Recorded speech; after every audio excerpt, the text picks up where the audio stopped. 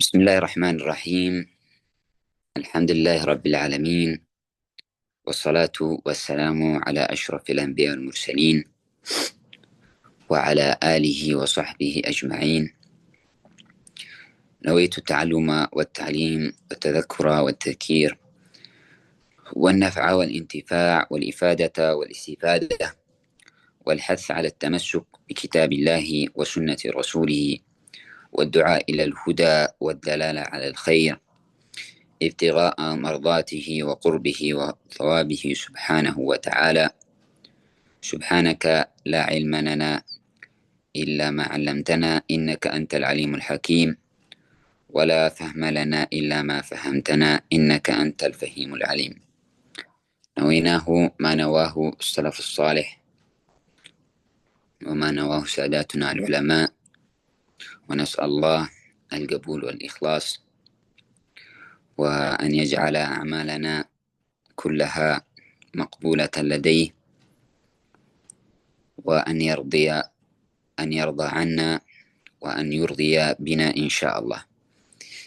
Jadi alhamdulillah, segala puji bagi Allah Subhanahu wa taala. Selawat dan salam ke atas baginda sallallahu alaihi wasallam, manusia yang paling agung, manusia yang paling mulia, manusia yang paling suci, manusia yang paling suci hatinya, manusia yang paling agung akhlaknya, manusia yang paling jujur dan tulus ibadahnya, manusia yang paling dicintai oleh Allah Subhanahu wa taala, manusia yang paling mencintai Allah Subhanahu wa taala. Alhamdulillah, pada petang ini kita telah dipertemukan pada petang yang mulia ini. Mudah-mudahan pertemuan kita ini secara online menjadi asbab Allah Subhanahu wa taala mengampunkan dosa kita, menjadi asbab Allah Subhanahu wa taala menjauhkan kita daripada api neraka pada hari-hari yang mulia ini, yaitu 10 hari terakhir daripada bulan Ramadan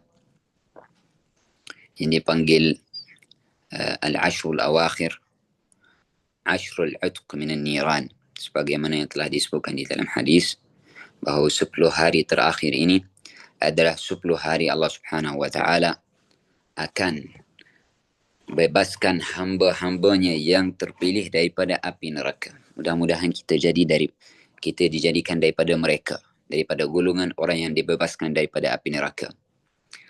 Pada 10 hari ini setiap malam Allah Subhanahu wa taala akan bebaskan hamba-hambanya yang terpilih daripada api neraka. Dan pada 10 hari terakhir ini ada satu malam yang dipanggil malam Lailatul Qadr. Seperti mana kita sedia maklum, malam ditentukan takdir kita, malam ditetapkan ketentuan takdir kita. Mudah-mudahan kita dapat menghidupkan malam itu. Malam ini pada malam ganjil, malam witr, malam ganjil, sebagaimana telah disebutkan di dalam Al-Quran bahawa Lailatul Qadri khairun min alfi syahr, bahawa malam Lailatul Qadr ini lebih mulia daripada 1000 bulan. Apa maksud lebih baik dari lebih mulia daripada 1000 bulan? Maksudnya pahala ibadah di malam Lailatul Qadr seperti kita ibadah 1000 bulan. Qiyamul Lail pada malam Lailatul Qadr seperti kita Qiyamul Lail 1000 bulan. Begitu juga amalan-amalan yang dilakukan pada bulan Ramadan ini, dan khususnya pada 10 hari terakhir, digandakan pahalanya.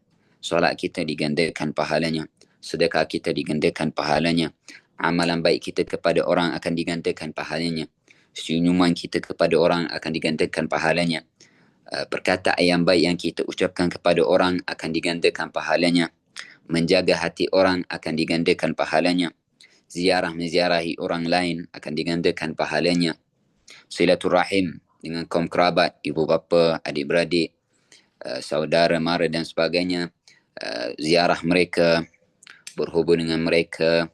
Kalau tidak dapat secara fizikal, kita berhubung dengan mereka secara online, tanya kabar mereka, menjaga hati mereka, menjadi asbab hati orang lain itu gembira, menjadi asbab orang lain itu jadi senang.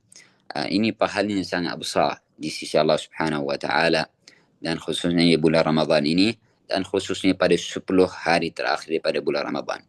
Mudah-mudahan kita jadi hamba yang terpilih untuk menjadi orang yang baik, dan orang yang terpilih menjadi orang yang dibebaskan oleh Allah Subhanahu wa taala daripada api neraka. Kerana orang yang dibebaskan daripada api neraka di bulan ini, dia tidak akan disentuh api neraka selama-lamanya.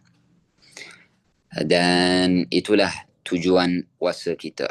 Tujuan puasa kita untuk kita menjadi orang yang bertakwa. Orang yang bertakwa siapa? Orang yang bertakwa. Orang yang bertakwa adalah orang yang meninggalkan larangan Allah Subhanahu wa taala dan dia melakukan perintah-perintah Allah Subhanahu wa taala.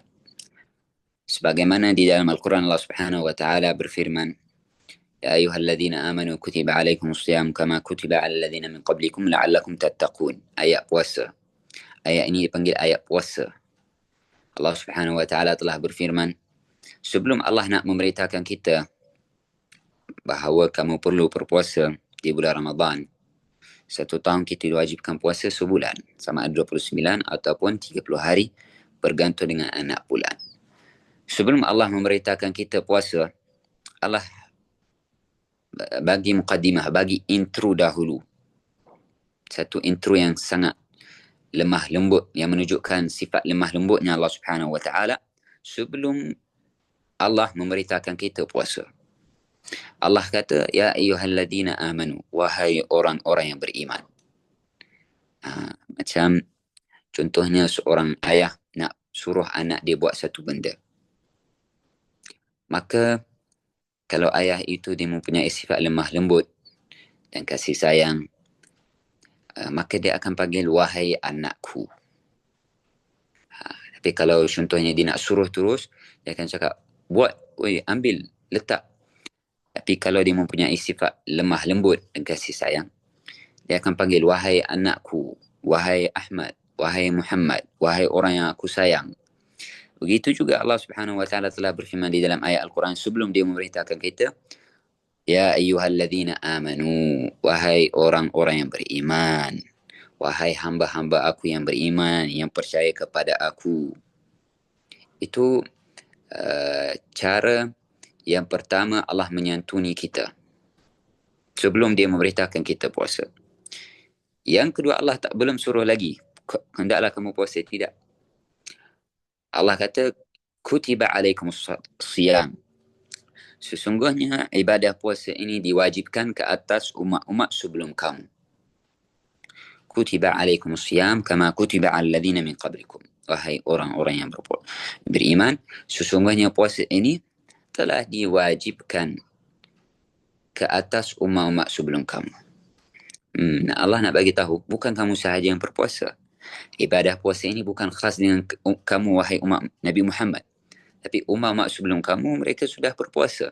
Sudah diwajibkan puasa. Cuma puasa mereka lain. Puasa umat Nabi SAW iaitu menahan diri daripada makan minum dan perkara-perkara yang batalkan puasa.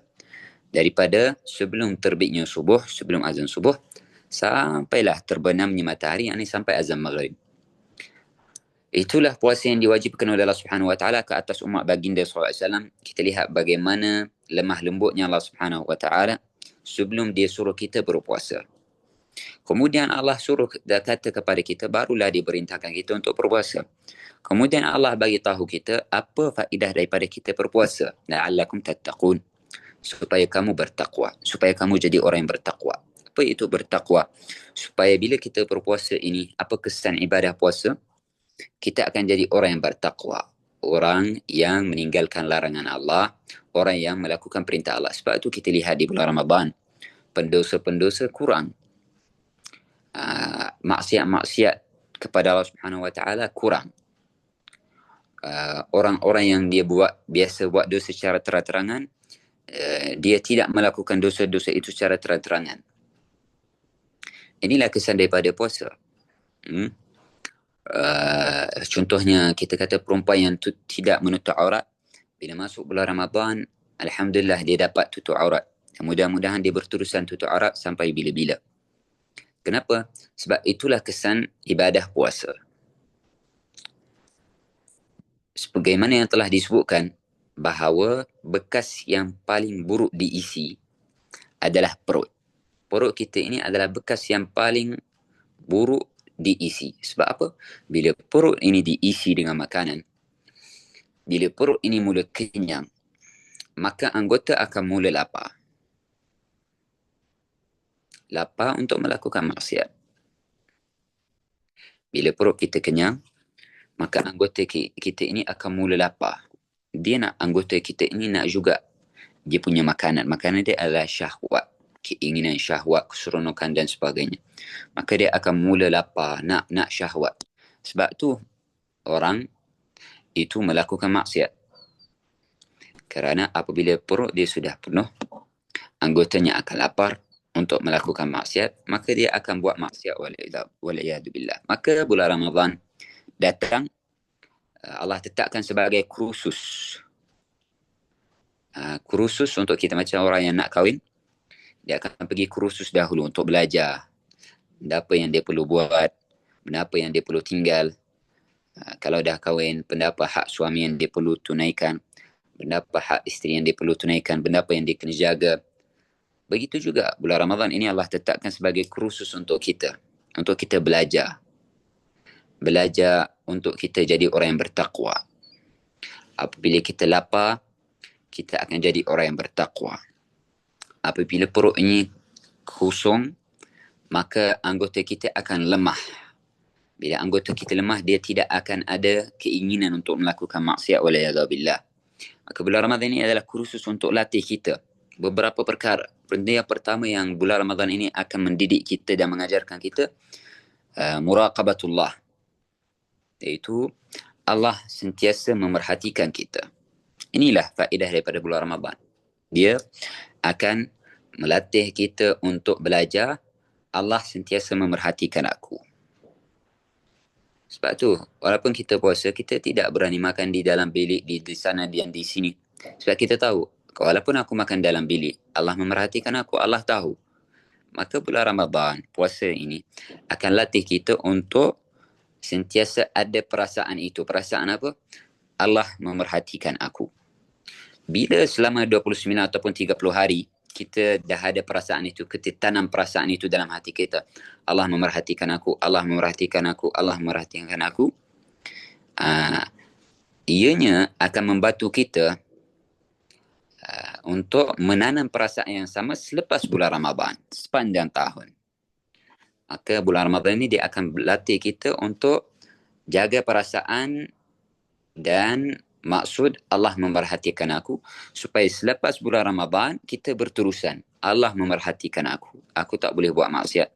Aku tak boleh buat perkara ini. Aku tak boleh buat perkara ini. Sebab apa? Sebab Allah lihat aku. Allah tengok aku. Itulah faedah daripada bulan Ramadan. Faedah yang kedua daripada bulan Ramadan, ianya akan memperingatkan kita tentang saudara-saudara kita. Akan memperingatkan kita orang lain. Mungkin sepanjang tahun kita tidak ingat kepada orang lain. Kita fikir diri sendiri sahaja. Kita fikir ahli keluarga kita sahaja dan tidak memikirkan orang lain. Tidak memikirkan orang-orang susah. Bulan Ramadan datang untuk belajar, untuk memperingatkan kita. Kamu kena ingat orang lain. Kamu kena ingat kepada orang miskin. Kamu kena bantu orang lain. Kamu kena cari orang susah. Sebab bila kita puasa, kita akan puasa selama 29 atau 30 hari dengan pilihan kita sendiri. Bukannya kita puasa sebab tak ada makanan, tak ada minuman. Tidak. Makanan ada, minuman ada. Tapi kita puasa dengan pilihan kita sendiri sebab Allah wajibkan kita puasa. Dengan ibadah kita ini, kita perlu tahu dan ingat bahawa di luar sana, yakni orang-orang miskin dan orang fakir, ada daripada kalangan mereka yang mereka puasa tapi bukan dengan pilihan mereka sendiri. Ada yang puasa sehari, 2 hari, 3 hari, tapi bukan di bulan Ramadan, di luar bulan Ramadan. Ada yang puasa sepanjang tahun, dia puasa, makanan tak ada, makanan sedikit, tidak cukup makan, tidak cukup minum. Mereka puasa bukan dengan pilihan mereka sendiri, tapi mereka terpaksa puasa. Kenapa? Sebab makanan, minuman tak ada. Ramadan datang untuk ajar kita, ingat kepada mereka, bantu mereka. Sebab tu diwajibkan kita zakat fitrah. Keluarkan zakat fitrah. supaya datang hari raya nanti tak ada orang yang susah. Semua orang senang, semua orang gembira, tak ada orang miskin. Sekurang-kurangnya hari raya. Sebab tu kita diwajibkan di bulan Ramadan, semua orang Islam, tak kira budak kecil, budak besar, dewasa, laki, perempuan, semua. Walaupun bayi yang kecil, yang baru lahir di bulan Ramadan, dia diwajibkan keluarkan zakat fitrah. Ayah dia kena keluarkan sebagai wakil. Untuk kita perlu tahu bahawa kita ini adalah satu umat, satu hati. Bukan kita fikir diri kita sendiri ataupun ahli keluarga kita sendiri, tapi kita perlu fikir orang lain, semua orang Islam. Dan juga ibadah puasa ini ada faedahnya. Faedah yang ketiga, faedah untuk jiwa dan roh kita. Untuk roh dan jiwa hati kita. Orang yang stres, orang yang tension, orang yang hatinya gelisah, ibadah puasa ini akan mendatangkan ketenangan di dalam hatinya. Faedah yang keempat, untuk tubuh badan kita. Puasa ini ada faedahnya untuk tubuh badan kita. Yang mana sebagaimana yang dibuat kajian sekarang, mereka baru dapat tahu bahawa orang yang puasa ini, ibadah puasa ataupun puasa yang diorang panggil puasa, bila orang tu tak makan, tak minum, dalam satu hari 12 dan 13, 14 jam, dia tak makan, tak minum, ini dikira satu ubat yang merawat banyak penyakit. Ini dibuat kajian sekarang. Antara penyakit yang puasa ini akan merawat penyakit itu, penyakit jantung, penyakit tekanan darah, penyakit dalaman, penyakit perut, orang yang sakit perut, gastrit dan sebagainya, macam-macam penyakit ada di dalam perutnya. Puasa ini insya-Allah dikira penawar. Penyakit kulit akan dibuat kajian. Orang yang ada penyakit kulit, puasa ini adalah ubatnya. Macam-macam penyakit, ubatnya adalah ibadah puasa. Ibadah puasa ini sudah diwajibkan 1400 lebih tahun lepas, tahun-tahun yang lalu. Tapi mereka baru buat kajian sekarang, barulah mereka dapat tahu. Sebab tu di negara barat, di sana mereka ada buat klinik khas untuk merawat orang dengan ibadah puasa, dengan puasa. Tapi mereka tak panggil ibadah puasa, mereka ada beri nama. Mereka akan ambil orang tu, kalau dia ada penyakit, mereka tidak akan bagi dia makan, minum dan sebagainya selama beberapa jam. Kemudian mereka akan bagi dia makanan yang sehat dan sebagainya, supaya merawat dirinya. Rasulullah sudah beritahu kepada kita di dalam hadis 1400 tahun lepas. Baginda SAW telah bersabda, sumu tasihhu. Siapa nak sehat, tubuh badan dia sehat, hendaklah dia berpuasa. Nabi SAW sudah terangkan kepada kita. Sebab tu kita disunahkan puasa hari Isnin dan Khamis. Ini untuk 1 minggu. Supaya bila kita ada penyakit, sama ada penyakit hati, penyakit jiwa, penyakit hasad, dengki, itu sebagainya, Isnin dan Khamis ini hari untuk kita bersihkan semua penyakit itu. Sama ada penyakit jiwa atau penyakit tubuh badan. Setiap minggu kita digalakkan puasa Isnin Khamis. Sepanjang bulan kita digalakkan puasa hari putih yang dipanggil hari putih dan hari hitam.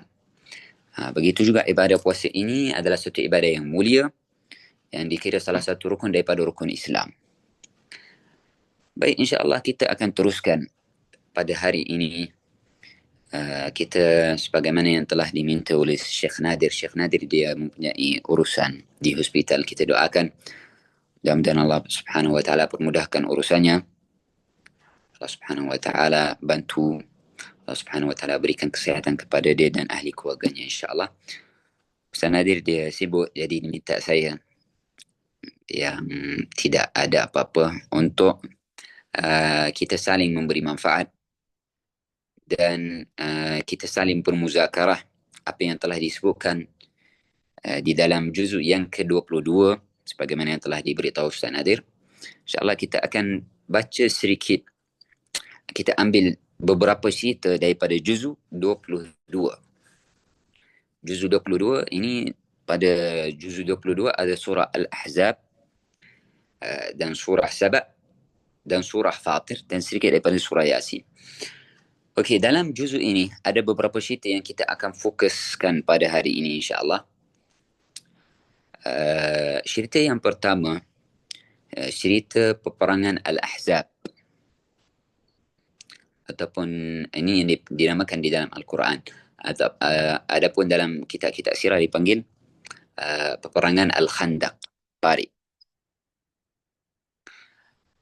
Cerita yang kedua insyaAllah yang kita akan cerita tentang kaum Sabak.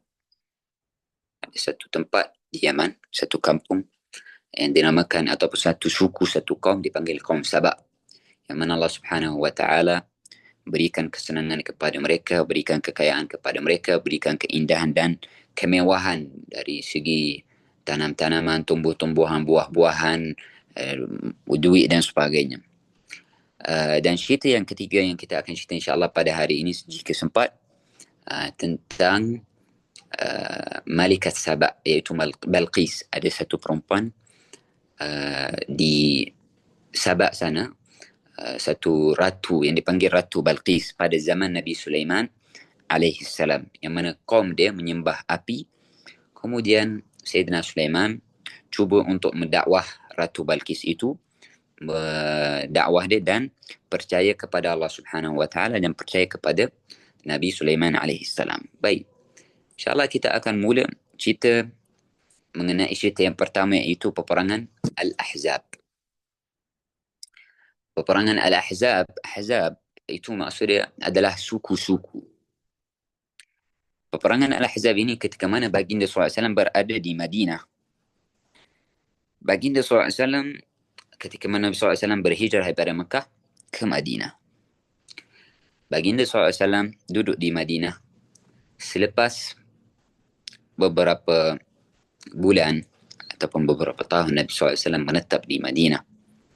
Di Madinah sebenarnya, di Madinah sana ada tiga kaum, ataupun kita kata tiga puak, ataupun kita kata tiga suku daripada ahli kitab, iaitu Banu Qaynuqa dan Banu Nadir dan Banu Quraidah. Banu Quraidah, Banu Qaynuqa, Banu Nadir dan Banu Quraidah. Banu Qaynuqa dan Banu Nadir ini baginda SAW keluarkan mereka daripada Madinah, halau mereka daripada ahli kitab Yahudi. Mereka khianat Rasulullah SAW, dan mereka tidak berpegang dengan janji yang mereka sudah buat dengan baginda SAW. Maka Nabi SAW halau mereka dan mengeluarkan mereka daripada Madinah. Tinggal lagi satu suku yang dipanggil Banu Nadir. Mereka buat perjanjian dengan Rasulullah bahawa mereka tidak akan khianat Rasulullah. Jika ada orang datang memerangi orang Islam, mereka akan sokong Rasulullah dan sebagainya. Lalu Nabi SAW biarkan mereka di Madinah dan tidak halau mereka. Banu Qaynuqa mereka dikeluarkan daripada Madinah, dan juga Banu Nadir mereka dikeluarkan daripada Madinah.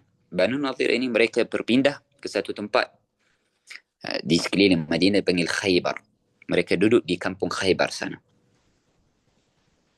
Ketika mana mereka duduk di Khaybar sana, berlakunya kemarau, tidak ada air, tidak turunnya hujan, lalu tidak ada tumbuh-tumbuhan, tanam-tanaman, buah-buahan, makanan tidak ada.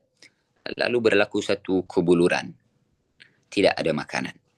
Maka Banu An-Nadir ini, mereka walaupun mereka sudah dikeluarkan oleh Rasulullah, mereka masih tidak puas hati dengan Rasulullah. Mereka masih lagi nak ganggu Rasulullah. Maka apa yang mereka Banu Nadir ini lakukan? Mereka pergi ke Mekah. Mereka pergi ke mana? Mereka pergi ke Mekah untuk jumpa kaum Quraisy. Kita lihat, inilah perangai orang-orang Yahudi daripada zaman Rasul, daripada zaman Nabi-Nabi dahulu. Perangai mereka khianat dan sentiasa berubah.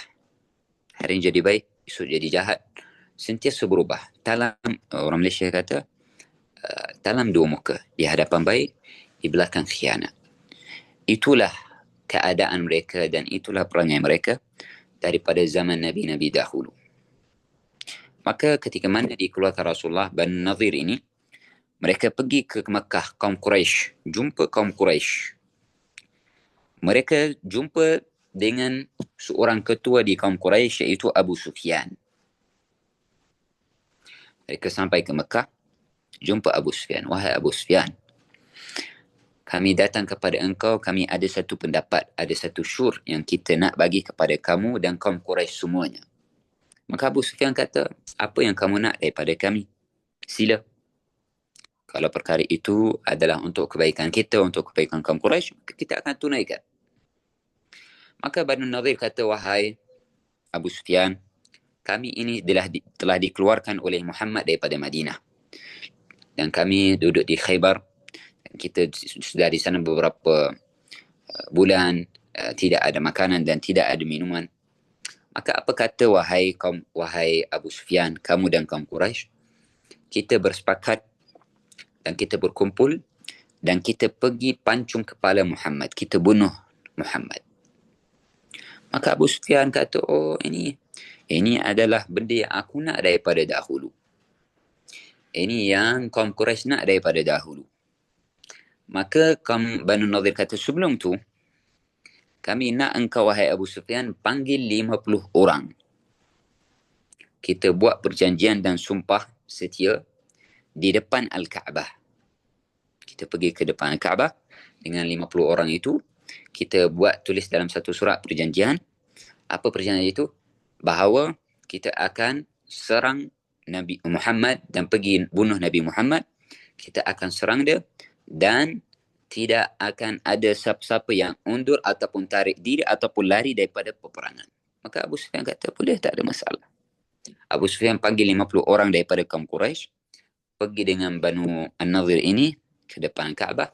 Mereka bersumpah setia di sana bahawa mereka akan pergi serang Muhammad, bunuh Muhammad, mereka panggil Muhammad, dan tidak akan ada seorang pun yang akan lari ataupun tarik diri dalam peperangan ini. Kemudian selepas mereka buat perjanjian itu, mereka cuba panggil lagi daripada kaum Quraisy dan kumpul lagi askar dan tentera untuk pergi serang Nabi Muhammad alaihissalam. Lalu mereka pergi jumpa kabilah ini, pergi jumpa kabilah ini, pergi jumpa kabilah ini, sampailah mereka dapat kumpul 10,000 askar. 10,000. Terlalu ramai. 10,000 orang. Nak pergi mana? Pergi Madinah, kepung Rasulullah dan bunuh Rasulullah dan sahabat Rasulullah. 10,000 orang. 4,000 orang sahaja daripada kaum Quraisy sendiri. Daripada kaum Quraisy sendiri, 4,000 orang. Dan ada 300 kuda. Kuda ini digunakan untuk mereka berperang. Jadi ada 300 kuda dan 1,500 unta. Terlalu ramai, maksudnya menunjukkan bahawa ini adalah satu tentera yang kuat. 300 kuda. Pada peperangan Badar ketika menurut Islam pada ketika itu 300 lebih orang. Kuda pun sedikit, unta pun sedikit, pedang pun tak cukup. Mereka berperang dalam peperangan Badar, ada yang pakai tungkat, ada yang pakai rutan, ada yang pakai besi sebab pedang tak ada.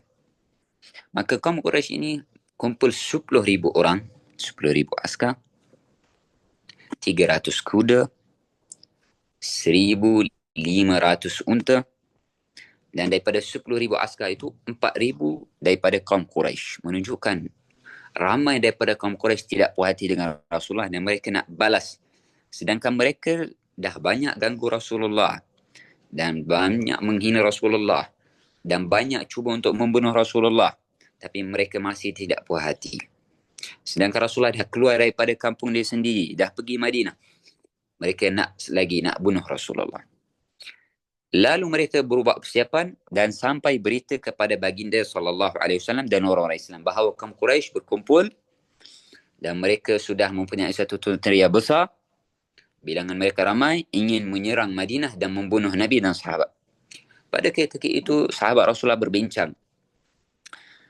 Macam mana kita nak melawan ataupun menentang dan memerangi mereka? Adakah kita perlu keluar daripada Madinah dan biarkan di Madinah ini budak-budak dan perempuan dan orang tua dan kita keluar jumpa musuh di luar Madinah ataupun di Madinah?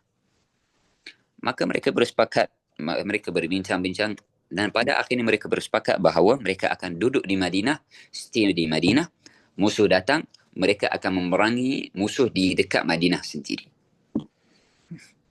Pada ketika itu ada seorang sahabat Rasulullah, tapi dia bukan daripada kalangan orang Arab, daripada Furs, daripada kaum ataupun puak Furs ini, bukan daripada kalangan orang. Nama dia Salman Al-Farisi. Salman Al-Farisi ini merupakan sahabat Rasulullah SAW yang dia sudah masuk Islam. Kita boleh ambil beberapa pengajaran dalam cerita ini daripada pengajaran kepercayaan para sahabat kepada Rasulullah, keimanan mereka kepada Allah Subhanahu Wa Taala, imannya mereka, takwanya mereka, yakinnya mereka kepada Allah bahawa Allah yang akan berikan mereka menang walaupun musuh itu bilangan mereka ramai, tapi Allah akan membantu mereka.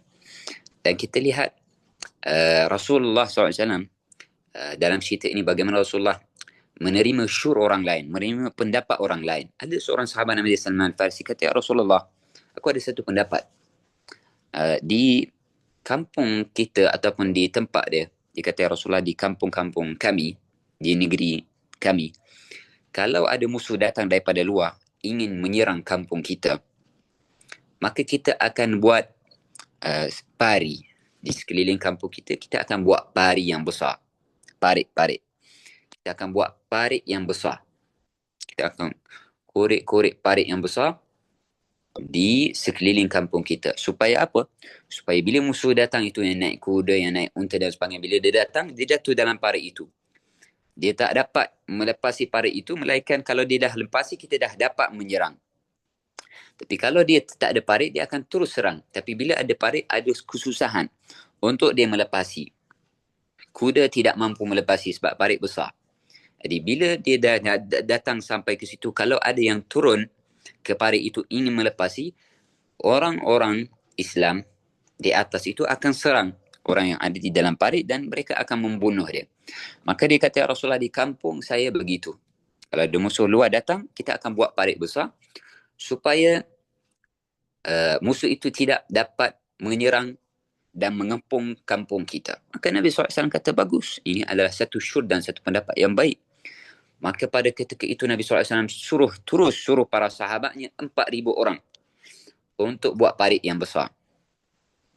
4,000 orang untuk korek dan gali parit di sekeliling Madinah. Maka para sahabat pun mereka ikut Rasulullah. Nabi SAW sendiri gali parit itu. Bukan Nabi SAW kata, aku Rasul, aku ketua, aku raja, aku tak. Nabi SAW sendiri turun padang dan Nabi SAW gali sendiri. Ini menunjukkan sifat baginda SAW, sifat yang menunjukkan kemuliaan akhlak Rasulullah. Sentiasa ada dengan sahabatnya. Waktu susah senang, Nabi SAW sentiasa ada dengan mereka. Bukan waktu susah Nabi SAW, okay, kamu gali, saya duduk. Tak. Nabi SAW turun sendiri. Nabi SAW gali.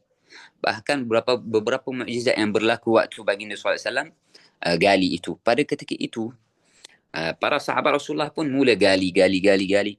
Dan ada beberapa mukjizat yang berlaku yang menunjukkan kemuliaan Rasulullah sallallahu alaihi wasallam.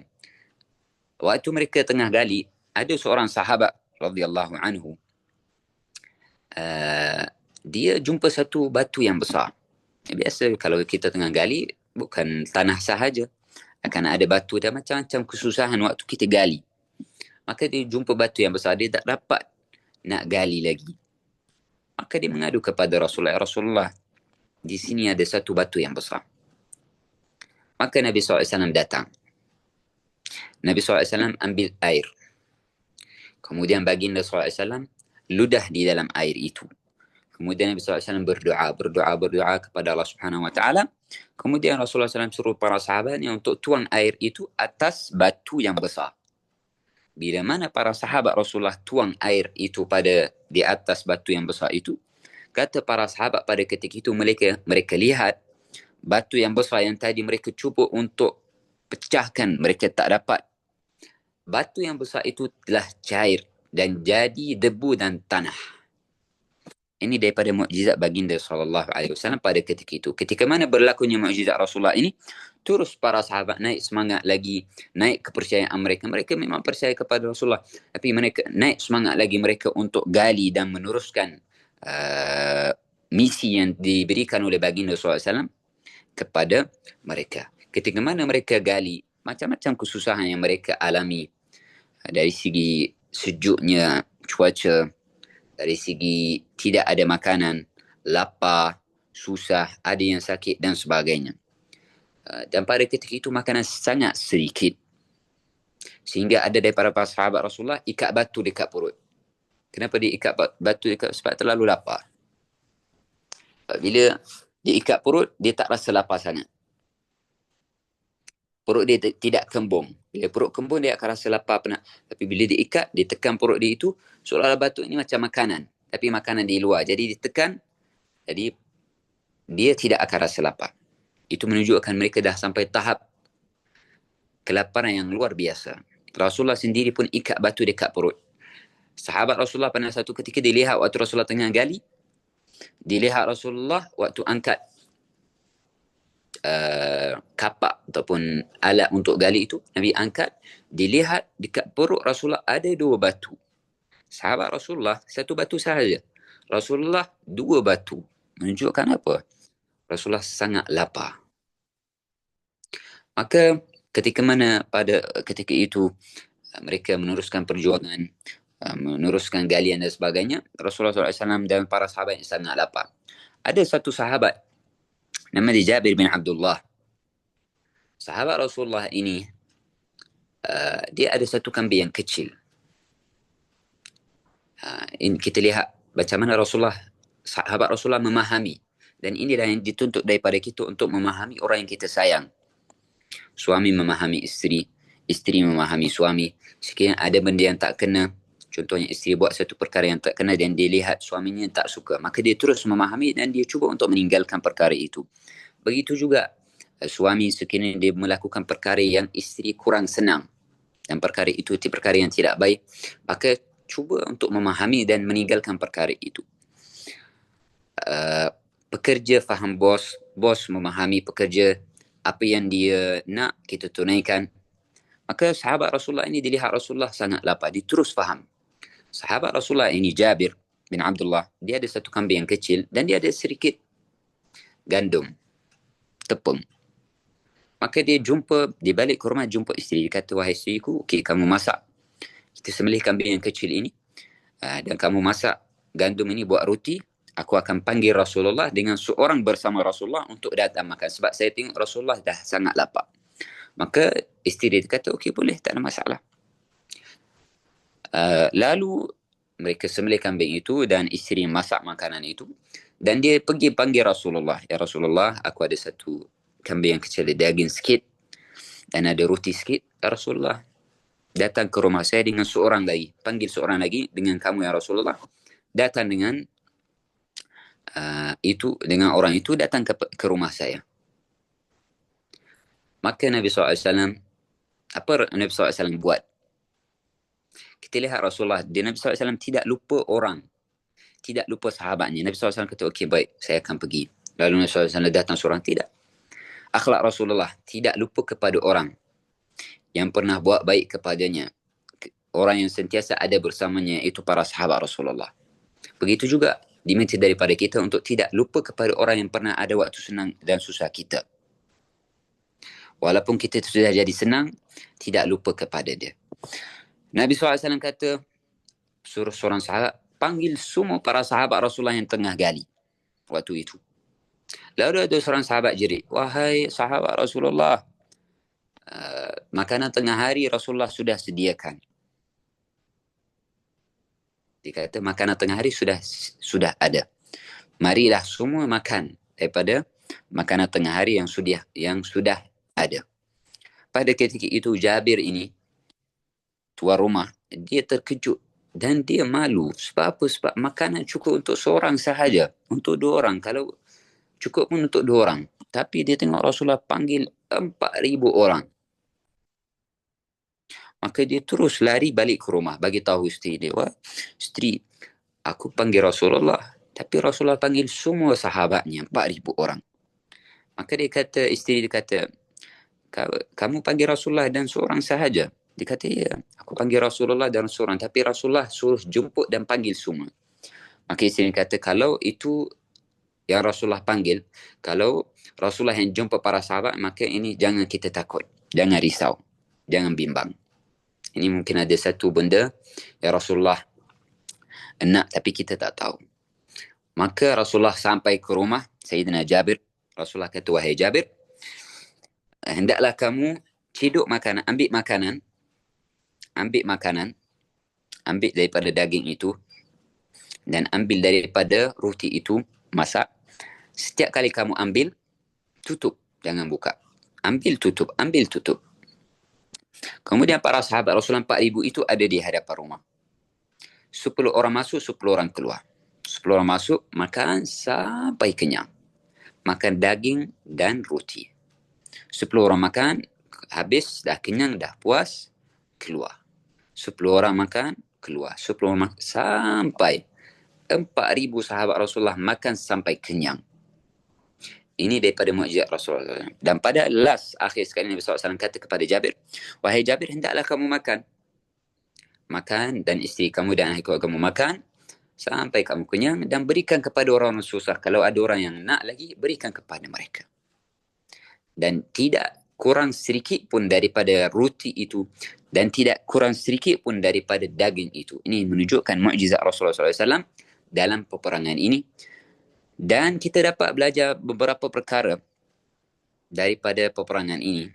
Peperangan ini sebenarnya ada banyak pengajaran yang kita boleh ambil daripada peperangan ini. Tetapi kita mungkin tidak ada masa. Kita ambil sedikit pengajaran daripada peperangan Al-Ahzab ini. Dan mungkin kita tak dapat cerita-cerita yang kedua, iaitu cerita kaum Sabak dan juga cerita yang ketiga sebab masa dah habis. Pengajaran yang kita boleh ambil daripada peperangan ini, kepercayaan para sahabat Rasulullah kepada baginda SAW. Yang mana ketika mana sahabat Rasulullah dapat berita bahawa kaum Quraisy berkumpul 10,000 orang daripada kaum Quraisy, daripada orang-orang kafir kumpul untuk bunuh Rasulullah, untuk kepung Rasulullah dan para sahabat dan membunuh mereka. Sahabat Rasulullah percaya kepada Rasulullah, percaya kepada Allah bahawa Allah akan berikan kemenangan kepada mereka. Hanya orang-orang munafik sahaja yang takut dan dia takut kekalahan. Dan dia khawatir orang Islam kalah. Sebab apa? Sebab iman dia tidak kuat. Tapi sahabat Rasulullah yang iman mereka kuat, mereka percaya pada ketika itu walaupun orang kafir semuanya berkumpul untuk membunuh mereka, mereka tidak peduli. Sebab apa? Sebab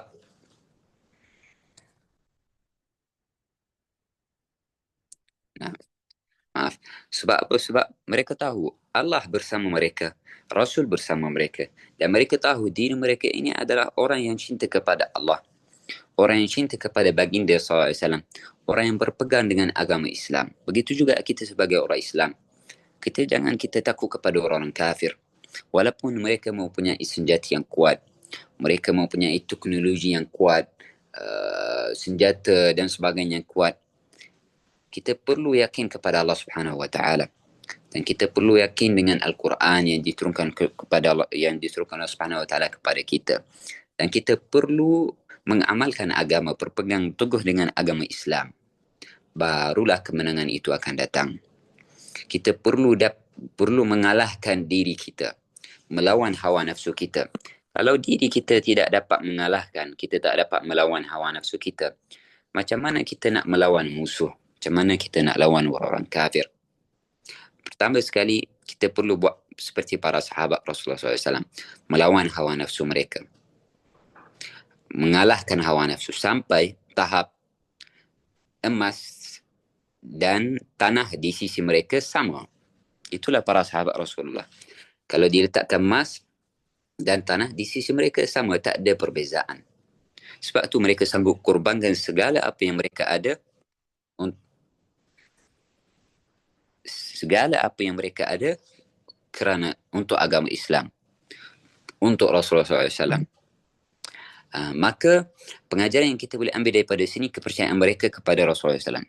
Pengajaran yang kita boleh ambil juga daripada peperangan ini, akhlak mulia Rasulullah. Dan Nabi SAW tidak lupa kepada orang sekelilingnya. Dan inilah yang dituntut daripada kita sebagai orang Islam, tidak lupa kepada orang sekeliling, tidak lupa kepada ahli keluarga kita, tidak lupa jiran kita, tidak lupa orang yang buat baik kepada kita, tidak lupa jasa dan budi orang. Nabi SAW ketika mana dipanggil, dijemput oleh Jabir untuk makan, Nabi SAW tidak pergi seorang. Apa yang Nabi SAW buat? Nabi panggil semua datang, mari makan sekali. Dan kalau kita fikir logik, satu kambing yang kecil dan gandum tepung yang sedikit, mana cukup untuk 4,000 orang?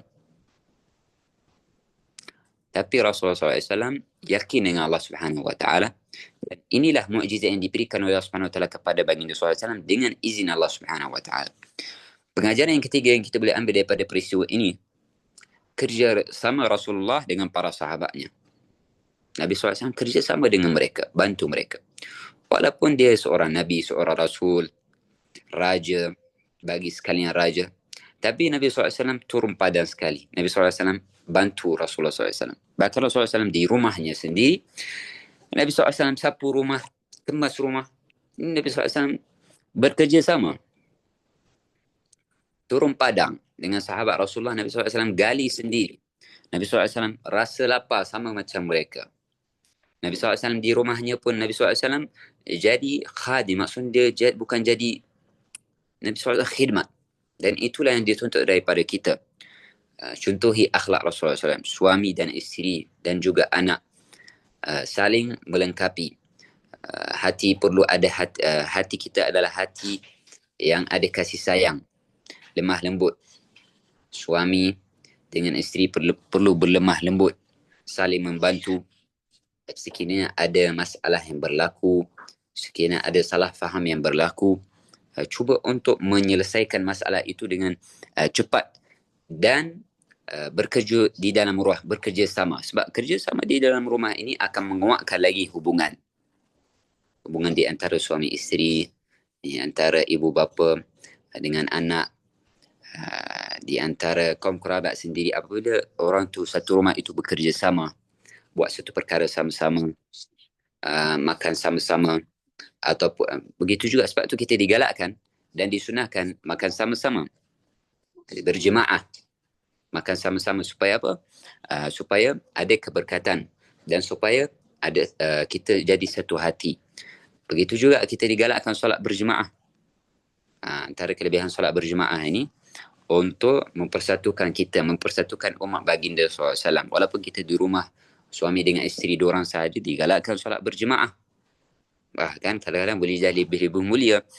Kalau suami itu, kalau dia solat di luar, isteri dia akan solat seorang. Lebih baik dia solat dengan isteri. Solat isteri dengan isteri berjemaah. Kemudian kalau dapat jemaah di luar, maka ini adalah pahala yang lebih banyak. Dekat rumah dia solat berjemaah, di luar pun dia solat berjemaah. Mudah-mudahan Allah Subhanahu Wa Taala mempersatukan hati kita, mempersatukan umat baginda SAW. Dan mudah-mudahan pada bulan ini, pada 10 hari terakhir ini, kita doakan mudah-mudahan Allah Subhanahu Wa Taala berikan kemenangan kepada umat Islam, berikan bantuan kepada umat baginda SAW, dan Allah Subhanahu Wa Taala menghancurkan musuh-musuh Islam. Mudah-mudahan Allah Subhanahu Wa Taala berikan kepada menangan kepada saudara-saudara kita di Palestin dan saudara-saudara kita yang sedang memerangi musuh Islam, yang sedang menjatuhkan orang-orang kafir, yang sedang memusnahkan, ataupun mudah-mudahan Allah Subhanahu Wa Taala berikan bantuan kepada mereka. Dan mudah-mudahan Allah Subhanahu Wa Taala sejukkan hati kita dengan kekalahan musuh-musuh Islam. Tapi pertama sekali perlu kita mengalahkan dan melawan hawa nafsu kita supaya kita dapat melawan musuh agama Islam. Jadi insya-Allah kita sekarang berada pada 10 hari terakhir. Kita cuba untuk hidupkan dengan amalan-amalan yang baik, Jangan kita ingat terlepas. Syaitan dia akan datang, dia kata 10 hari pertama, 10 hari, sekarang dah 20 hari, dah 22 hari, kamu tak buat apa pun. Apa faedah kamu buat amal lagi? Dia akan cuba bagi kita malas untuk tidak beramal. Dia kata dah 20 hari lalu kamu tak buat amal pun. Kamu tak berubah. Jangan kita dengar bisikan syaitan. Waktu masih ada. Selagi Ramadan itu belum habis, maka rahmat Allah masih ada. Pengampunan Allah masih ada. Pembebasan Allah Subhanahu wa taala daripada peneraka itu masih ada. Maka kita perlu bersegera. Wasari'u ila maghfiratin min rabbikum. Hendaklah kamu bersegera untuk mendapatkan pengampunan daripada Allah Subhanahu wa taala. Wa jannatin 'arduha as-samawati wal ard. Hendaklah kamu bersegera untuk mendapatkan syurga yang luas. Maghfirah wasari'u ila jannatin 'arduha as-samawati wal ard i'iddat lil muttaqin. Disediakan bagi orang-orang yang bertakwa. Siapa mereka orang yang bertakwa? Alladzina yunfiquna fis sarai wad dara. Mereka yang infak waktu susah senang. Waktu kita susah senang, kita suka infak. Inilah ciri orang yang bertakwa yang akan dapat syurga Allah, yang akan dapat pengampunan daripada Allah Subhanahu wa taala. Walladzina yunfiquna fis sarai wad dara wal kadhimin al qaid. Orang yang menyembunyikan kemarahan, tidak marah sekiranya berlaku masalah suami isteri dan sebagainya, dia sembunyikan kemarahan, dia tidak melepaskan kemarahan. Inilah ciri orang yang bertakwa.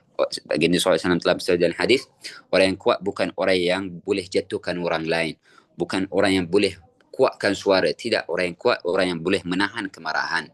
Dan ciri yang ketiga yang orang yang bertakwa adalah wal 'afina 'anil nas, dia memaafkan orang. Mudah-mudahan Allah Subhanahu wa taala jadikan kita hamba yang maaf. Allah Subhanahu wa taala sendiri boleh maafkan kita, boleh mengampunkan dosa kita.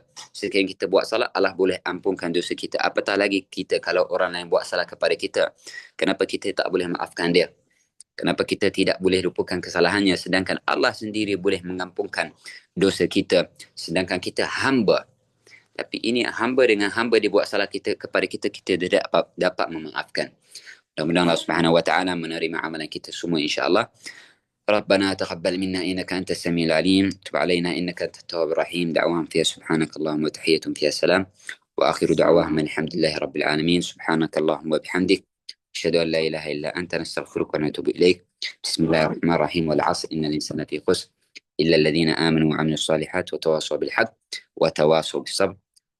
Minta maaf sekiranya ada salah silap dan minta maaf sebab terlajak sikit insya-Allah.